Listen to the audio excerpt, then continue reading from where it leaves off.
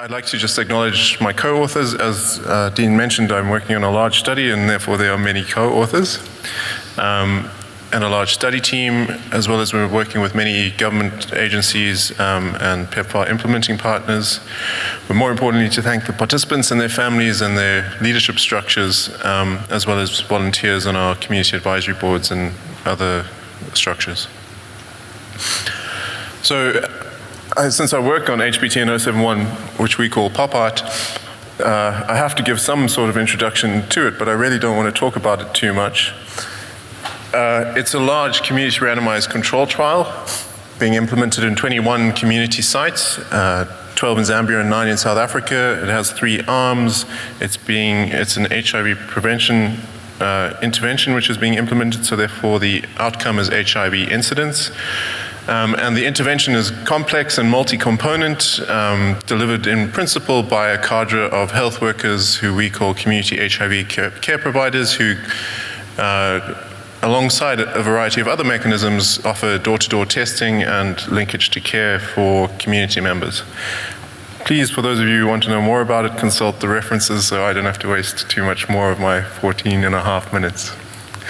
So that was one story of a background to my talk today, and as much as we're in a session on gender violence and HIV, I'm not actually going to present anything on gender, but another bit of background to where this talk is coming from is how we think about violence and threat and health. And so 2 examples that we might think about violence and health. One way would be to think about violence as a direct threat to health. So if you get stabbed, that threatens your health.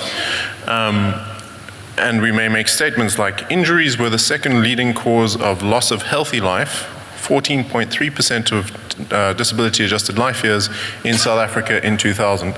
And so I work in South Africa, and that's maybe an important way to think about violence and health.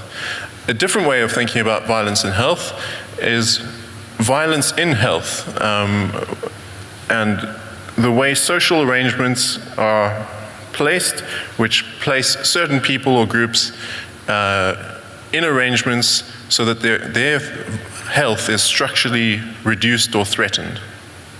And that's also very useful to the way we're thinking about violence and health. Going into this presentation, this analysis, we were really asking the question, how do people living in communities where direct threats to health, interpersonal violence and other types of threat to health are ever present, how do they think about health, HIV, both their own and their communities? And then a third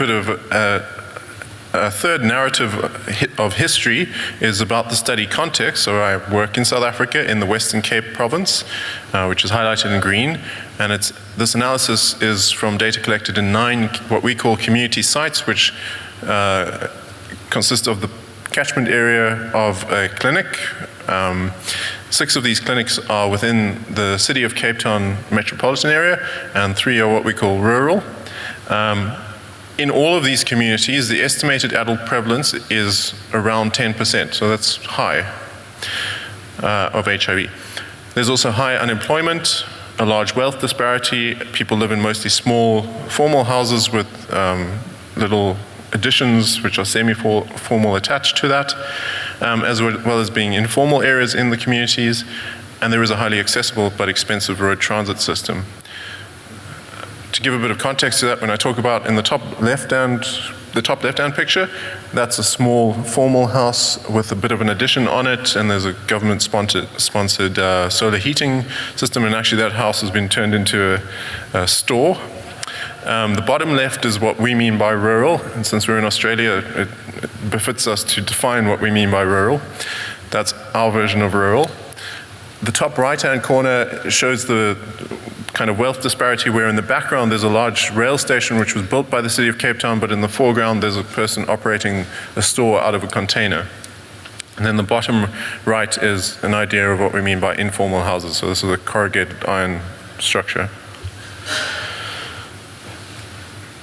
Before the HPTN 071 PopART study started, we conducted what was called formative research, and it consisted of broad brush surveys, which is a group of mixed methods to rapidly assess the community and HIV landscape. And again, so that I don't have to dwell on that too much, there is a poster up tomorrow. Please go and see more about that as a method.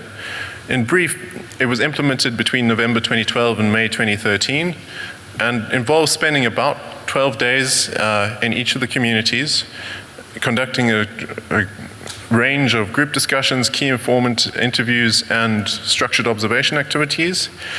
And so within the group discussions, some of the group discussions, there were also activities, and the data that we draw on more heavily, we draw on all of this data, but more heavily for this analysis were two activities, one called What Kind of Place Is This, and the other called Wealth, Poverty, and Risk Ranking. That was done with 35 groups and 153 participants, and some of these groups were of people living with HIV.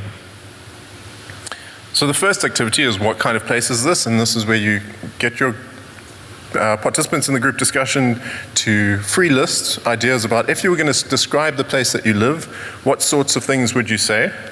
And then you bring those together and you have a discussion, you come up with like a top 5 things which describe this community.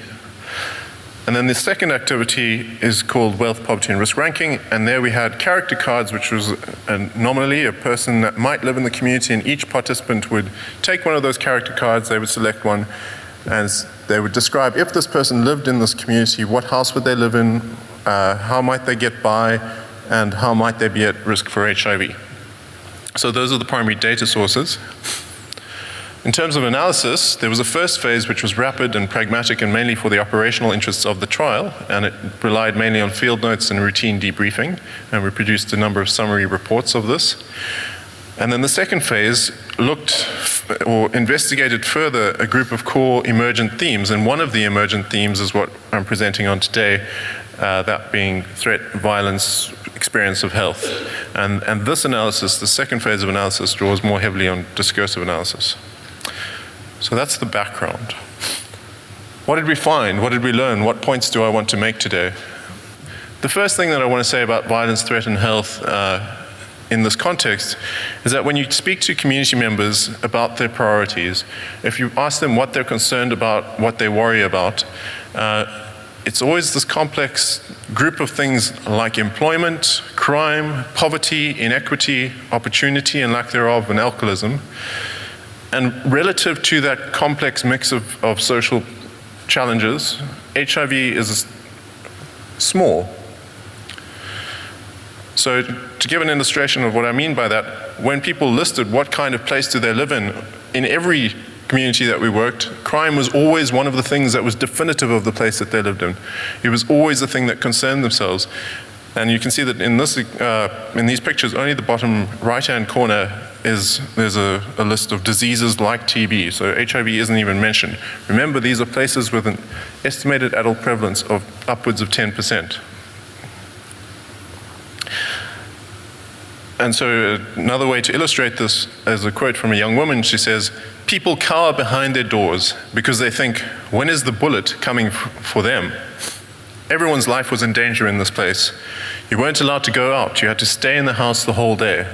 And what's salient here is they're not cowering behind the door, hiding from HIV.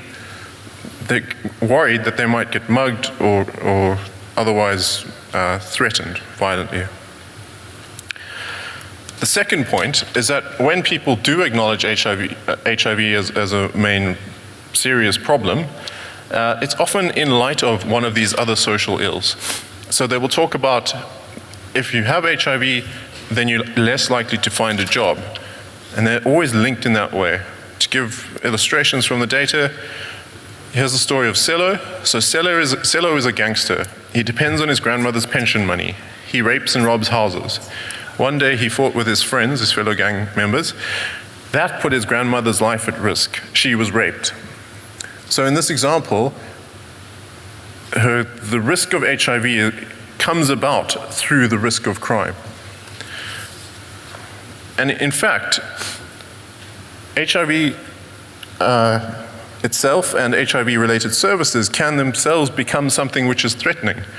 If we come from the clinic, this is the words of a person living with HIV, if we come from the clinic to fetch our pills, they take our pills. This happens here. A lady was robbed of her pills last week. So in accessing care, she's actually been placed in danger.